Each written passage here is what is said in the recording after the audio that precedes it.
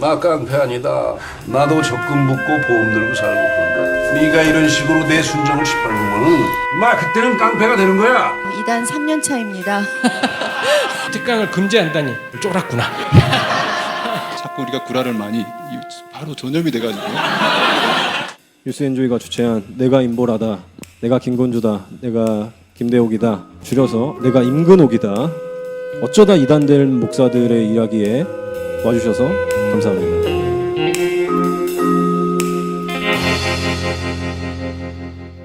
먼저 세 분 인사를 한번 들어보겠습니다. 간단한 자기소개랑 어떤 좌담회가 되기를 바라시는지 한마디 좀 부탁드리겠습니다. 안녕하세요. 이단 3년 차입니다. 이렇게 여러분들 만나 뵙게 돼서 반갑습니다. 교회 안에서 잘 할 수 없었던 이야기들, 그러나 정말 가슴과 가슴이 만나면 할 수 있는 이야기들, 그런 이야기들이 이 공간에서 꽉 채워지기를 그런 바라는 마음으로 참여하게 됐습니다. 예, 저는 이단은 아니고 구약을 공부하는 연구자인 김근주라고 합니다. 제목이 아마 가장 어울리는 사람일 것 같은데요. 정말 어쩌다가 이단이 된 김대옥 목사입니다. 교단 총회들에서 이단성이 있다, 참여 금지, 교류 금지, 그리고 강의 금지, 결의들을 당하셨어요. 딱 소식을 들었을 때 심정이 어땠는지. 맨 처음에 등기가 합동 측으로부터 와서 나한테 무슨 일이지 하고 이제 봉투를 열어봤던 그 순간이 생각이 나고요. 수신 임보라 씨 이렇게 왔었고요. 이단 사상으로 문제 제기가 되었던 내용 일체, 그중 수정되었던 부분이 있다면 관련 내용 일체, 발행된 책, 내용 일체, 설교문, 신문, 음성, 비디오 녹화 등 일체, 이런 거를 내라고 저한테 이제 공문이 와서 어이없다. 본인들이 수집을 하던지 이래야지 그걸 들고 와라. 한 번도 개인적으로 연락을 해가지고 어떻게 좀 해달라든가 그런 건 전혀 없었나요? 일단 공문이 다였고요. 불러도 오지 않더라. 그래서 안 불렀다. 이런 이야기들을 했던 것으로 기억합니다. 안 불러놓고. 전혀 보내지 않았는데. 예. 김근주 교수님은 이번에 예장 합동에서 교단 소속 교회에서는 강의를 할 수 없다. 전국구 목사님 되셨는데. 개인적으로 저는 합동을 허접하다 생각하기 때문에 아무 상관은 여성 한수 이야기조차도 안 되는 교단이지 않습니까? 제 특강을 금지한다니 쫄았구나. 내가 강의하는 게 겁나는구나 라는 생각을 혼자 했지만 사실은 그렇지 않을 겁니다.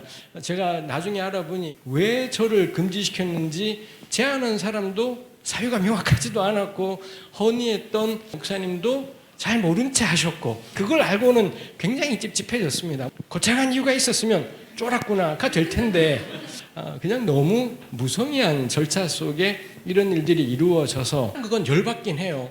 깔려면 제대로 까든지 알고 나니 참 속상한 일이다 싶긴 합니다. 저 같은 경우는 작년에 기사를 보고서 합신이 제게 이단 조사를 시작하기로 했다라는 것을 정말 아닌 다음에 홍두깨처럼 이렇게 들었고요. 예장 백석이라는 교단에서 심지어는 이단 판정을 했다는, 혹시 언론을 통해서 접했고요. 제가 경험이 없었으니까 지금 처음 이단된 겁니다.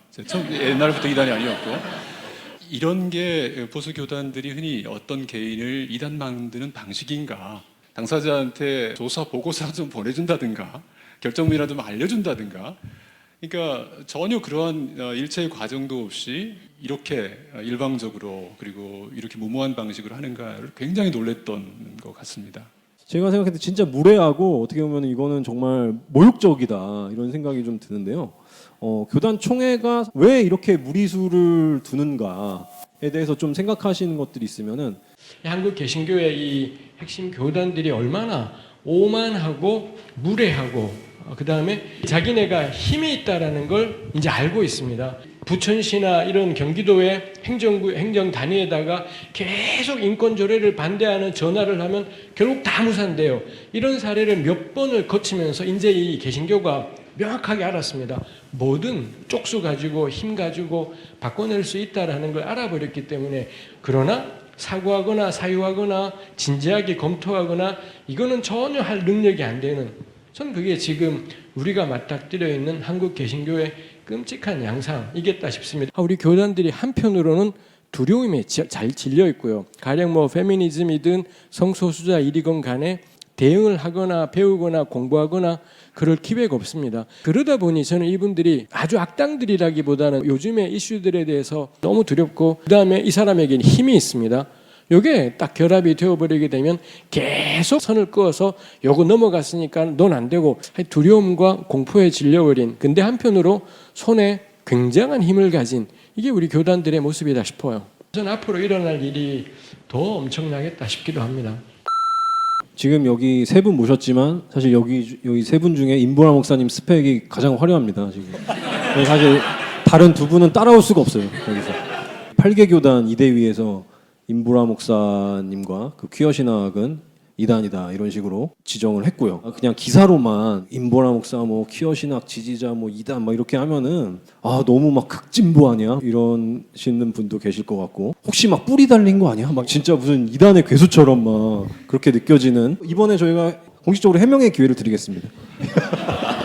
이제 한신의 후배와 이렇게 좀 가깝게 이야기할 기회를 갖고 나니까, 근데요, 제가 이렇게 만나 보니까요, 그냥 아줌마인데 이런 얘기를 하는 거예요. 그래서 아줌마 맞죠? 그랬더니 이단 판정이나 이런 거에 대해서 굉장히 이제 뭐 화가 나는 부분도 있고, 또 뭐 그래서 어쩌려고 뭐 이런 생각도 하고 그러지만, 한 가지 부끄러운 것은 제가 무슨 퀴어 신학의 창시자 정도 돼서 뭔가 소돔과 고모라에 대해서도 전혀 새로운 해석을 좀 내놓거나 성소수자에 대한 발견을 대대적으로 하는, 그래서 제 이름으로 된 연구 서적 한 권이라도 있으면 제가 덜 창피할 것 같습니다. 근데 아시다시피 문제의 시작은 퀴어 성서 주석을 발간한다고 하더라. 이단 대책위 조사 결과는 퀴어 성서 주석에서 한마디도 없어요. 현대 신학의 어떤 흐름을 가지고 다양한 교회 현실, 세계의 현실, 그 아픔들 가운데서 어떤 소리들이 하나님을 말하는 언어로 나오고 있는지에 대해서 실제는 하나도 관심 없는 그런 분들이 만들어낸 허상에 불과하다, 뭐 이런 생각도 듭니다. 김대용 목사님 같은 경우는 한동대에서는 굉장히 존경받으시는 분이신 것 같아요. 근데 사실 전국구는 아니었잖아요, 지금. 지금 학교에서 좀 부당하게 재임용 거부를 당하셔가지고 계속 법적 절차를 밟고 계신 걸로 알고 있는데, 학교 당국에서 문제 삼았던 것이 크게 말하자면 이제 신학적으로 세 꼭지인데요. 하나는 제가 하나님 나라 신학에 입각해서 현실 속에 임해오는 하나님 나라를 좀 강조하다 보니까 어떤 분들이 듣기에는 이념적이다, 정치적이다, 이제 이런 맥락으로 이해를 하셨던 것 같아요. 두 번째는 제가 이제 이슬람권 선교사 출신이고 연구자인데, 저는 이슬람에 대한 객관적 그리고 호혜적 관계에 대한 관심이 많은 연구자 입장이에요. 그분들이 보기에는 이슬람 옹호자? 세 번째가 동성애 코드인데, 저는 개인적으로 동성애에 대해서 글을 썼거나 아니면 무슨 어딘가에 가서 동성애를 주제로 뭐 설교를 했거나 강의를 한 적이 없을 정도로 동성애에 대한 저와 관련된 자료가 아무것도 사실상 없습니다. 제가 동성애를 옹호한다는 방식으로 이렇게 보고서를 쓰고 있어요, 실제로. 이분들은 무슨 독심술을 가지고 있나? 또 작년에 그 합신에서 문제 제기를 할 때 세계노회에서 저를 조사해달라고 헌의안을 청에 올린 거예요. 신기하지 않아요? 저는 저기 경북 영일만에 사는데, 정말 재미있는 것은 이 세계 노회가 각자 다른 꼭지를 가지고서 예를 들면 문제 제기를 했어요. 아까 말한 그 바로 세 꼭지. 어떻게 그게 가능할까? 합신과는 아까 말씀드린 교류조차 없는데, 지인한 사람 없는데. 개인적입니다. 저 같은 경우는 재임용을 원치 않는 어떤 분들과의 교단 간의 하나의 어떤 정치적 교감 같은 게 작동하고 있지 않나라고 조심스레 합리적으로 의심해 봅니다. 뭐 아시겠지만 김근주 교수님 느헤미야에서 구약학자고, 또 특히 그 예언자들의 메시지를 굉장히 대중들에게 잘 풀어주시는 분이신데요. 무슨 이야기를 했길래 도대체 이 자리에 있다고 생각하시는지. 뭐 저는 저를 부르는 곳이면 어디든 가고요. 그래서 저에게 요청했던 강의의 절반가량은 성경을 어떻게 읽을 것인가 였었습니다. 근데 구약 성경의 1차 독자가 우리가 아니잖아요. 몇천 년 전 사람이 독자인 것이니 당연히 구약 성경에는 몇천 년 전에 시대나 문화나 세계관이나 가치관이나 이런 게 배경이 되어 있습니다. 그때 그 배경으로 말하고 싶었던 게 있는데, 배경까지도 진리라고 해버리면 진짜 이건 진리는 생각이지 않겠습니까? 그래서 오늘날에도 우리가 성경의 글자만 가지고 전하고자 하는 메시지는 도외시한 채 전달 수단을 계시라고 그렇게 착각할 수가 있다고까지 해요. 여기까지만 하고 더 이상은 제가 이야기를 하지 않습니다. 그러다가 이사야서 강의 같은 것이 요청이 있으면 이사야 전체 핵심이 이사야 1장입니다. 근데 1장을 조근조근 따지다 보면 거기 이사야가 예루살렘을 가리켜 너 소도마, 너 고모라야. 그럼 이사야는 예루살렘을 왜 소돔이라고 했지? 66장까지 다 읽어보아도 단 하나의 동성애 관련 내용들은 전혀 나오지 않습니다. 그 성 안에 이 권력자들이 도둑놈들하고 한패거리가 되어서 뇌물을 받고 고아 과부의 억울함을 개무시한다. 이사야에게 있어서 소돔 고모라는 정의의 실종이지 동성애 문제이지 않다고. 그러고 보니 창세기 19장의 소돔 고모라는 성폭행에 기반한 정의의 실종이지 이 본문 가지고 동성애 운운해서는 안 된다라는 이야기를 하는 겁니다. 좀 응원의 메시지를 많이 적어주셨어요. 그래서 한번 읊고 목사님 힘내세요. 항상 응원합니다. 사랑합니다. 근주영. 김대용 목사님 제가 어떤 방법으로 도와드릴 수 있을까요? 아무것도 할 수 없는 내가 너무 원망스럽다. 유유. 우리 전국구 목사님 화이팅. 함께하는 사람들을 기억하시면서 화이팅 하시라고 말씀드립니다. 전 패널 분들이 너무 좋습니다. 한국교회 등불이십니다. 목사님들 통해서 많은 걸 배웠고 배우고 싶습니다. 응원하고 사랑합니다. 이런 좀 응원의 메시지들을 제가 전달을 해드렸더니 좀 많이 좋아하시더라고요. 뭐 동성애 이야기를 우리가 하지 않을 수 없겠죠. 도대체 이게 한국교회 주요 교단들이 왜 이렇게 반동성애에 있어서 극단의 극단으로 계속 치고 가는지 이야기를 해봤으면 좋겠습니다. 예수님께서 너희 중에 죄 없는 자가 쳐라 하는 것처럼 항상 모든 죄는 나 자신을 먼저 돌아보게 하고 나도 죄인이고 나도 문제가 있다는 생각은 꼭 필요하겠다 싶어요. 근데 자기를 하나도 돌아보지 않고도 용기 있게 딱 남을 손가락질을 할 수 있는 거의 유일한 게 동성애자들에게, 성소수자들에게 동성애는 죄라고 규탄하는 짓거리입니다. 왜 그러냐면 적어도 세습할 가능성이 있고 적어도 쪽팔리는 짓을 겁나 할 가능성이 있지만 자기네들은 성소수자가 될 것 같지는 않더라라는 것입니다. 그러자 양아치 같은 통합측이 광분해요. 김상한 목사한테는 다시 한번 말할 기회까지 줬던 양아치 같은 통합측이 그 문제 때문에 징계받았던 그 따뜻한 마음 때문에 이 목사 안수가 취소되어 버린 그 사람들에게는 아무 그것도 주지 않은 채 결국에는 취소시켜버리고 한 분은 자퇴하고 뭐 이런 지경까지 이르렀습니다. 이거 명확하지요. 지그가 안 할 것 같은 일에 대해서는 목숨을 걸고 핏대를 걸고 순교의 각오로 싸우고요. 지그도 하겠다 싶은 것들에는 찍소리도 안 하고 명성교회 세습이 되는 것을 사실상 방조해버린 것. 전 그게 대한예수교 장로회 통합 측의 오늘날에 확연하게 드러난 추악한 모습이다 싶습니다. 일종의 희석 물타기 같은 거죠. 동성애에 대한 그 극단적 발언을 하시는 분들 그대로 결국 자기들의 내부 모순이라든가 내부적 수치들을 엉뚱한 허수아비를 향해서 공격을 함으로써 그것 자체를 희석해내고자 하는, 자기들과는 상관없다라고 유일하게 장담할 수 있는 어떤 한 이슈, 그것도 소수자들에 대한 폭력적 이슈를 가지고서 정죄를 한다라고 하는 것은 하나의 굉장히 큰 모순이라고 보고요.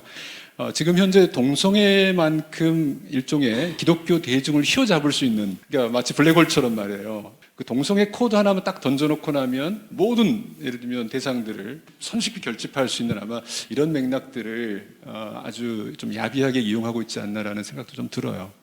이 세 사람의 이제 공통점이 뭘까? 존재에 대한 알미 아마 공통적인 경험이 아닐까라는 생각도 해보았습니다. 아마 누군가가 커밍아웃을 하기도 했었을 것이고요. 조심스레 어떻게 생각하냐고 하면서 다가오는 경험들이 저는 있었을 거라고 압니다. 적어도 지난 10년 동안 다양한 성소수자 그리스도인들을 만나면서 부모가 목사, 장로인 분들이 상당수 많이 계셨었거든요. 그 8개 교단에 속한 그 교회들 안에 성소수자가 없을까? 그 존재에 대한 알미 너무 없다. 무관심의 죄야말로 정말 크지 않겠나. 왜요? 기독교라고 하는 종교가 생명에 대한 무관심을 가지고 무엇을 얘기할 수 있을까? 명성교회 세습 안 하면은 그럼 한국교회가 살아날까요? 그럼 우리가 뭐 변화가 될까요? 명성교회 세습은 정말 규탄할 일이겠다 싶습니다만 명성교회 세습보다 훨씬 중요한 건 이 성소수자들에서 자기가 가진 말들을 따뜻한 마음들을 표현하고 진지하게 접근하려고 하고 함께 살아가려고 하는 것, 이게 자유로워야 되지. 이런 말을 했다라고 해서 징계당하지 않아도 되고, 채플 때 그런 마음을 표현했다고 해서 징계당할 위험 같은 것을 느끼지 않아도 되고, 이게 우리가 저는 만들어갈 세상이다 싶습니다. 세 분의 출신과 배경이 다 다른데 어떻게 동성애에 대한 열린 마음을 갖게 되셨는지. 기독교인에게 열린 마음이라는 건 어떻게 보면 당연한 건데 지금 한국 교회가 좀 이 지경이다 보니까 이런 질문이 나온 것 같습니다. 결정적인 계기는 제가 개인적으로는 심지어는 상당 시간을 알고 왔던 학생들인데, 그럴 거라고는 상상도 못했던 학생이 그런 일종의 커밍아웃을 저한테 했을 때 제가 깨달았죠. 내 편견이 그 살짝 만약에 가해지기 시작한다면, 그나마 이것이 흔히 우리 안에서 되게 자주 발견되고 있는 그런 폭력적인 맥락이라고 한다면 이건 너무 부당하다. 그러다 보니까 공부를 조금 더 할 수 있게 됐던 것 같아요. 성서 읽기에 대해서부터 다시 시작할 수 있었고, 그리고 내린 결론은 그거죠. 기독교는 동성애를 반대한다라고 하는 전제가 잘못됐다. 이미 기독교의 반은 동성혼을 이미 허용하고 있는 반면, 왜냐하면 기독교는 한국만 있는 게 아니잖아요. 특히 한국의 많은 장로교는 전 세계 기독교인의 0.5% 밖에 안 된답니다. 문제는 마치 한국 사회 내에서는 이게 마치 기독교의 전부인 것 마냥, 그래서 장로교가 대체적으로 반대하니까 기독교는 동성애를 반대하는 게 정답이라고 생각할지 모르나, 누군가는 동성혼까지 찬성하고 그렇게 시행하고 있는 반면에 누군가는 이제 반대하고. 아주 간단한 결론은 성경은 동성애를 모른다. 동성애라는 용어 자체가 벌써 지금 우리 현대 사회에 들어와서 성적 지향이라고 하는 맥락에서 읽어내고 있는데, 성서의 고대 기자들은 그런 성적 지향으로서의 동성애를 전혀 모르고 있었거든요. 전반적으로 성서 자체가 동성애를 다루고 있지 않다라고 하는 측면에서 접근해 보게 되니까 성서는 굉장히 새롭게 읽혔고, 이런 이슈에 가슴 아파했던 분들이라도 공부를 시작하면 좋겠다. 기독 공동체 안에서 오히려 이 담론 자체가 이상한 방식으로 이렇게 편향돼 있다라고 하는 것은 제가 볼 때는 부끄럽다, 이렇게 생각이 좀 듭니다.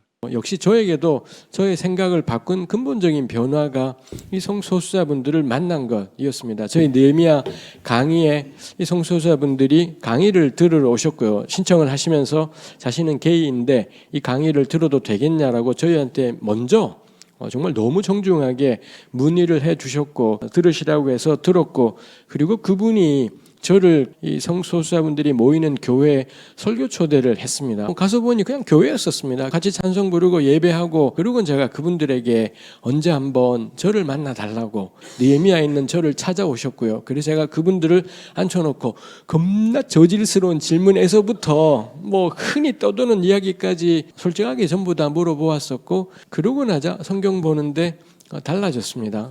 우리가 성경에 대한 신학이 바뀌는 것은 새로운 사람의 출현, 새로운 존재의 출현, 새로운 상황의 출현. 1세기 교회 같은 경우는 이방인이 개종을 하려고 한다. 이게 초대교회를 발칵 뒤집어 버리고는 낯선 사람의 등장이 지금까지 구약 해석하던 것들을 단번에 바꿔버리는 게 있었습니다.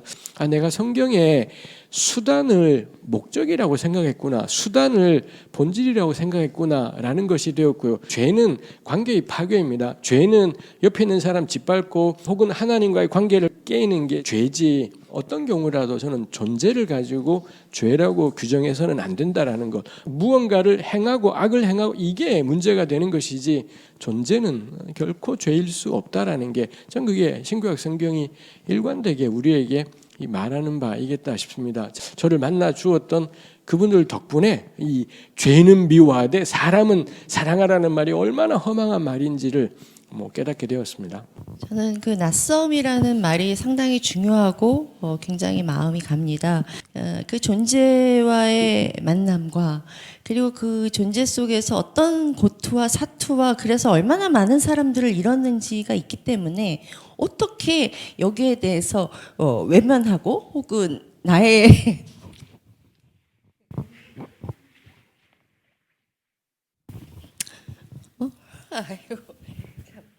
어떻게 열린 마음을 가졌냐. 저는 자라면서 교회에서 소돔과 고모라가 동성애 때문에 망했다고 들으면서 자란 적이 한 번도 없습니다. 다만 제가 청소년부 때 여름 수련회를 이제 성서 통독을 했었는데요. 남색이 나왔는데 선생님 남색은 뭔가요? 그랬더니 그런 질문은 하지 마 이렇게 얘기를 하셔서 이게 나쁘고 뭐가 뭐 이상하고 뭐 음란하고 뭐 그런 거라고 그런 틀거리에서 바라본 적이 없었기 때문에 사실 그러기 때문에 이 한국 그 교회 각 교단들이 하고 있는 이 행악이 얼마나 많은 사람들을 소리 없이 죽이고 있는지라고 하는 것이죠. 이 사람들이 어떤 괴물이고 존재 자체라도 음란하고 있어서는 안 될 존재고 이런 것들을 전제로 보게 하기 때문에 그렇습니다. 사회는 변합니다. 제도도 변합니다. 그리고 교단이 늦게 가더라도 결국은 이 문제들을 해결하고 갈 겁니다. 제가 무서운 거는 예장통합이 동성애를 가지고 교재를 만들겠다고 했어요. 그런 교육을 그 어릴 때부터 받았던 그 존재가 누군가를 또 죽일 생각을 하니까요. 이 자리에서 함께 이야기를 들으러 오신 분들 가운데 여전히 낯설고 그리고 여전히 어떤 존재에 대해서 알기 전에 내가 갖는 선입견이나 편견이 있다라고 하면 기도하셨으면 좋겠습니다. 어떻게든 그것을 내가 내려놓고 가슴과 가슴으로 눈과 눈으로 마주보고 그 사람을 만날 수 있을 것인지 우리가 조금 더 열린 마음으로 깊이 나아갈 수 있는 과정들이 되지 않을까 그런 생각들을 했습니다. 질문 중에서 확실히 이제 앞으로 어떻게 해야 되냐 질문들이 많았어요. 제가 쭉 한번 읽어볼게요. 교단들의 오만과 독선을 보면서 그 교단에서 평범한 신앙생활을 이어나가는 청년들에게 해주실 말씀 있으실지요? 아직 기존교회 속에 있다면 어떤 말을 하고 살아야 할까? 화가 나는 일들 때문에 교단 할아버지들은 좀 비키세요 하고 싶을 지경이에요. 한국교회에 실망했지만 하나님을 떠나지 못하는 청년들에게 들려주고 싶은 이야기가 있으실까요? 옛날에는 크리스천이 아니거나 교회 안 나가게 되면 왠지 좀 걱정도 되고 이랬는데 지금은 반대가 됐어요. 교회를 다니거나 예를 들면 크리스천이라고 하면 오히려 걱정이 돼요. 이 아이가 교회 생활을 하면서 어떤 사상 생각들을 주입받고 있을까라는 생각을 하면 걱정이 된단 말이에요. 오히려 교회 안 나가요 그러면 차라리 안심이 된단 말이에요. 남아야 한다고 하면 변화를 모색해 볼 수 있었으면 좋겠어요. 아까 말씀드린 작은 독서 모임에서부터 시작해서 자구책을 마련하고 사는 것이 신앙 성숙에 유익하지 않겠나 생각하고 있습니다. 지금 있는 한국 교회가 전 희망이 될 것 같지는 않습니다. 형제 자매님들이 꼭 부탁드리고 싶은 게 교회는 목사 것이 아니다라는 것, 교회는 예수님의 것이고 모든 성도들의 것이다라는 것, 그거 붙잡는다면 저는 떠돌지는 마시기를 사람 더 모으고 단결하고 공부하고 이번에 안 되면 다음 판에 또 붙으면 되고 이 교회는 댁들 것이 아니라 우리 거다라는 거 저는 그거 붙잡고 살았으면 좋겠어요. 퀴어 크리스천 공동체의 현황과 가능성, 성소수자 크리스천의 신앙의 길, 그 임보라 목사님께서 이제 뭐 현장에서 만나는 성소수자 그리스도인들은 어떤 지금 상황이 있는지 좀 이야기해 주시면 좋겠습니다. 성소수자 기독교인들이 교회를 안 다니는 분들 정말 많습니다. 지난 세월 동안에 만나본 분들 중에 뭐 청소년부 회장 안 했다는 사람 없고 뭐 청년부 회장 아니었다. 다 교회를 다 떠났어요. 하나님을 부인한다고 생각하지 않습니다. 다만 교회 공동체가 혹은 이런 교단의 행태들이 그 조직 안에 들어가기에는 너무 안전하지 않다라고 생각을 하는 거기 때문이겠죠. 무지개 예수 활동을 하면서 무지개 교회 찾기를 계속하고 있습니다만 그 교회마다 저마다의 신앙 정통도 다 다릅니다. 그러면서도 사회 참여적인 목소리도 내고 그야말로 일상을 살아가는 그런 신앙들을 계속 이어나가고 있는데 퀴어와 신앙인 혹은 퀴어와 그리스도인은 전혀 상반된 그런 말이 아니라는 것. 그래서 얼마든지 교회 공동체 안에서 저마다의 색깔을 내면서 자신의 일상으로서의 신앙을 살아갈 수 있다라고 하는 것, 그런 가능성들을 저는 이런 교회를 통해서 보시고 가능한 그 지역에서 두세 사람이라도 모여서 책을 읽으시면서 기도를 하시면서 그럼 그게 교회잖아요. 네, 그렇게 해서 지방에 또 그런 무지개 교회들이 자생적으로 더 많이 생겼으면 좋겠다라고 하는 바람이 있고 정말 다양한 시도들이 있다라고 하는 것을 기억해 주시면 좋을 것 같습니다. 수고 많으셨고요. 우리 수고하셨던 패널 분들께 박수로 마치겠습니다. 오늘 감사합니다.